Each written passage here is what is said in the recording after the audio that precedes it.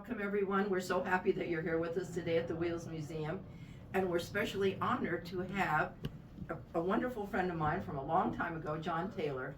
He is a nuclear engineer. He was at Sandia Labs, and he's written books, and he's written coloring books, and he is the historian for the 2926 steam locomotive, and a wonderful person. And he was the reactor controller on the Nautilus. Mm-hmm. So very, very prominent person, and very just important, means I'm old. Important figure in New Mexico, and we're thrilled to have him here.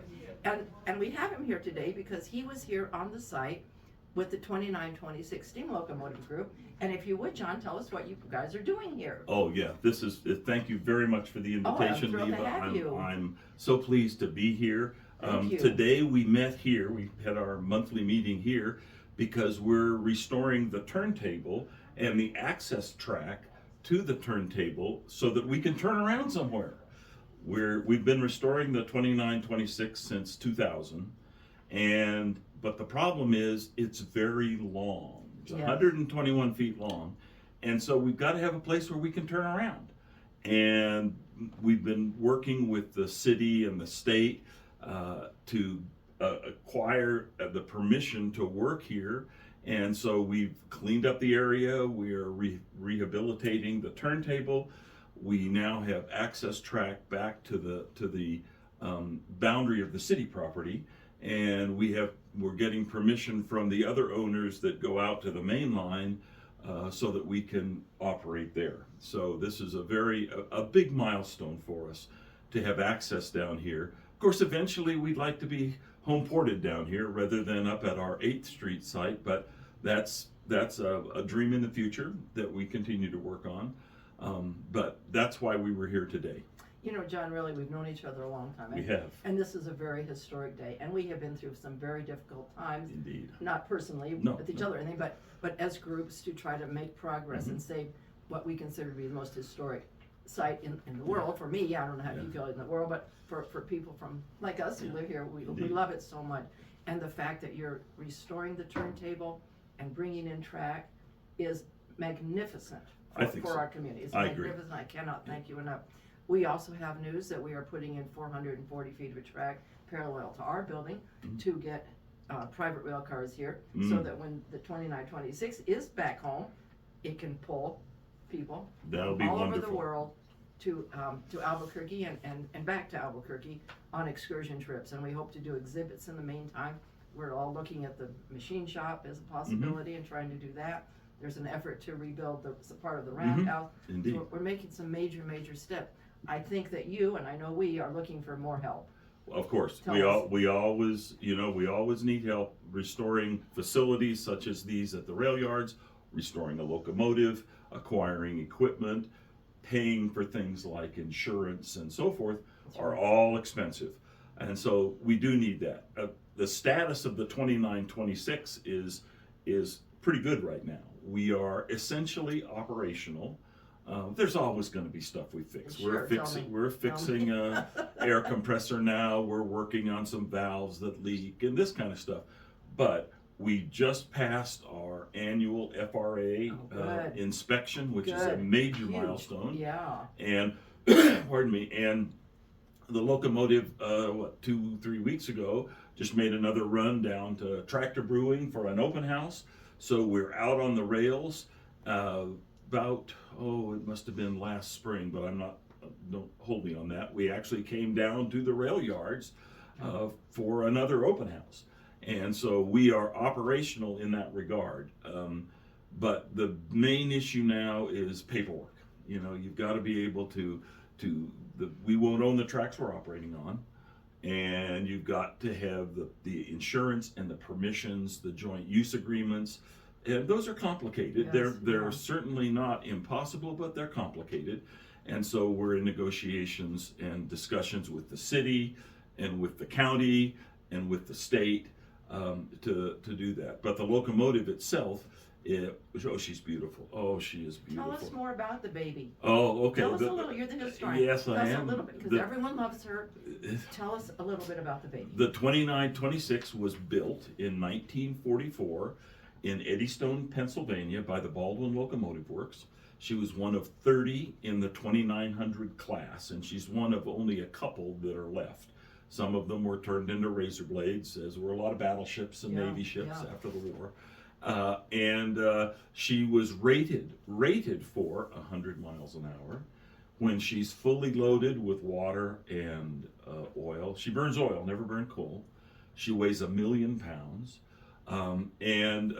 She pulled freight and passengers and troop trains from 1944 on through the end of World War II, the Korean War, and on into the 1950s, early 1950s, when she was retired, was in Berlin for about a year, and then was donated to the city of Albuquerque to go in Coronado Park for the 250th anniversary of the city of Albuquerque in 1956. We pulled her out of the park in 2000 and have been working on her ever since. Interesting anecdote, from the time all of the material to build her originally in Pennsylvania was sitting outside Baldwin Locomotive Works until she steamed out on her own, 90 days. We've been working on her for 24 years.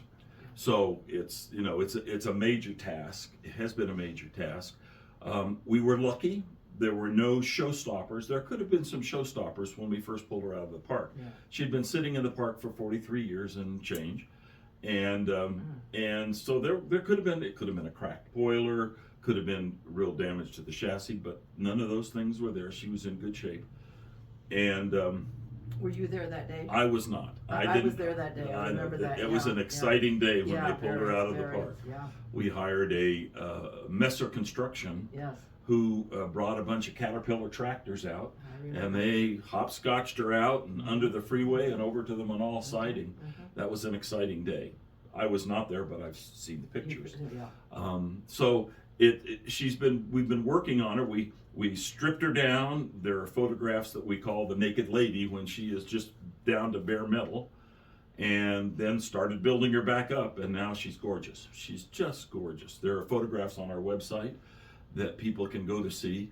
But it's been a labor of love. Oh, yeah. I always tell people that when you start steaming her up, she talks to you.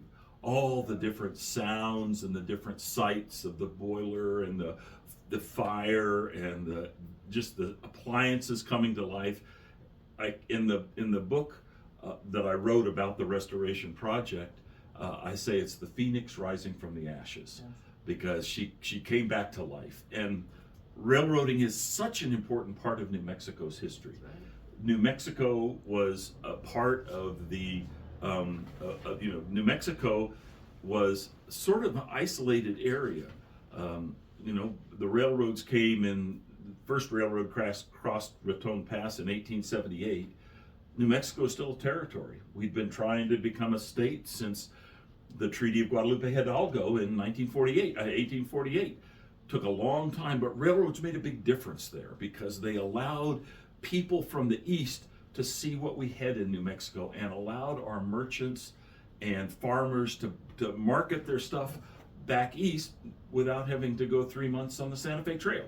So railroading was really really important to the history of New Mexico, and the 2926 was a big part of that in the latter part of the middle part of the 20th century, driving mostly from Kansas City to the West Coast.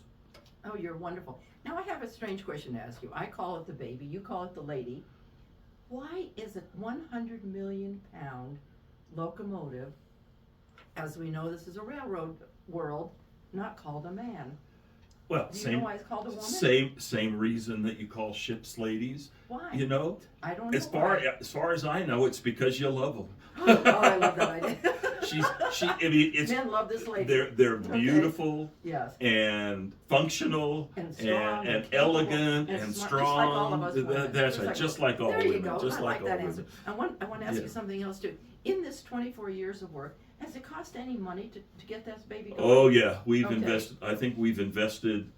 The dollars include the volunteer labor. We have several 100,000 volunteer man hours. Everybody's volunteer. We have gotten donations and grants, but a lot of volunteer man hours. Yeah. We're on the order, I think, of $3 million into the project. The other interesting anecdote is when she was built originally, each of the 30 cost like $250,000 and change in 1944. We've got several $1 million into her, so it's always easier to build from scratch than it is to remodel. And in those days, sure. Yeah. Now, I know you're gonna bring her over again soon. Yes. Can you tell us about the next events coming up? We're gonna see I her. think she's coming down here sometime in June for a private event with a group called the Santa Fe Modeling and Historical Society that's having their annual meeting here in Albuquerque. Right. And so we're going to be able to get her out on the main line, and by then we should be able to get her in here to the turntable, which will be very exciting. So we're hoping that the turntable is all finished and everything by then. So that will be a big event. That's the next big event that I'm aware of. I don't believe we've got any outings planned since then. The last one was to Tractor Brewing a few weeks ago. Now, I understand in September, she's coming here and we're going to have some events. That could very well be. I'm not aware of those yet. I'm not aware of them. I kind of go one event at a time. At the end of September, we're planning to invite the legislature and the council and the commission and many people who are interested in the expansion of our mutual projects to be here. Rail yards, wheels, and we hope 29, she's there. We 26, all love this very, very important. To me, she exemplifies what we are here and the hard work of men to build America. She's an icon of New Mexico history. In fact, several years ago, the legislature called her, named her New Mexico Steam Locomotive. That and, well, now that and $5 will buy you a cup of coffee at Starbucks. But it was a nice thing that the legislature recognized the importance of steam locomotives to New Mexico. And of course, here we are at the rail yards, which was the biggest employer in the territory and the state for a long time, until steam was edged out by diesel locomotives. Right. We had 1,500 men a day working here, repairing 40 locomotives a month, and then during World War II, 2,000 men a day. That's right. And women. And women. Yeah, there were a lot of women I use who that were. term loosely. That's just as you use the word woman. That's right. Yeah. So the 2926 was an important part of bringing. She was built in 44, so she was involved in moving soldiers that were finished with the war in Europe to the West Coast to be deployed for the war in the Pacific. So she played a very important part in moving men and materiel for the war. And we do have exhibits about that in here, and we are asking 2926 to provide any other exhibits that they would like to. Here we're working together and trying to help New Mexico and our. And we very much appreciate it. We're anxious to partner. I mean, of course, we have a very logical partnership. Of course, I mean, not only do we have wheels, we got a lot of wheels actually. But how many wheels are on this lady? Well, let's see. On the locomotive, she's what's called a 4-8-4. She has 4 pilot wheels, 8 drive wheels, and 4 trailing truck wheels. And then on the tender, she has another 8 front wheels and 8 back wheels. So she got a lot of wheels. Good. She's our kind of absolutely girl. appropriate. Kind of guy. Absolutely we appropriate. cannot thank you enough. Well, and you stepped in at the last moment like this. I trapped you out in the parking lot. Who will help?